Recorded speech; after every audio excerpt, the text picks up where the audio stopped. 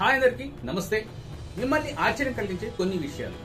చాయ్ ఎక్కువ తాగడం వల్ల, అంటే కొంతమంది చాయ్ అనేది సమయం పాలు లేకుండా ఎప్పుడు పడితే అప్పుడు తాగుతూనే ఉంటారు. అంటే చాయ్ అనేది చాలా అతిగా తాగడం వల్ల ఏమవుతుందంటే చర్మంపై, ఫేస్ పై ముడతలు రావడం వల్ల ముసలితనం అనేది తొందరగా వస్తుందంట.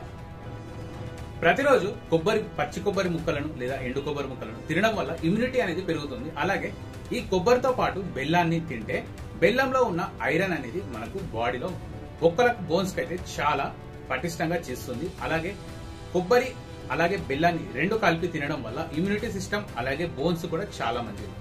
చాలా మంది మెట్లు ఎక్కేటప్పుడు కానీ దిగేటప్పుడు కానీ మోకాలు అనేది చాలా గుంజుతుంటాయి. అంటే ఏజ్ పెరిగే కొద్దీ కొంతమందికి 50+ తర్వాత వాళ్ళకు బోన్స్ అనేది కొంచెం మెత్తబడడం, అలాగే అందులో ఉన్న మూలుగా అనేది తగ్గిపోతుంది. అయితే అలాంటప్పుడు వాళ్ళు డైలీ నువ్వులు ఉంటాయి కదా, నువ్వులు బెల్లంతో ఉండలు చేసుకొని, అంటే లడ్డుల్లా చేసుకొని పట్టీలు దొరుకుతాయి కదా, అది అలాగే పల్లి పట్టి తినడం వల్ల రక్తం వస్తుంది. నువ్వుల పట్టి తినడం వల్ల మోకాలు అనేది నొప్పులు అనేది కొంతవరకు ఉపశమనం అయితే కలుగుతాయి.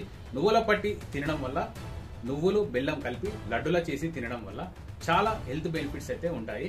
అలాగే కీళ్ళ నొప్పులు అనేది కొంతవరకు అయితే తగ్గుతాయి.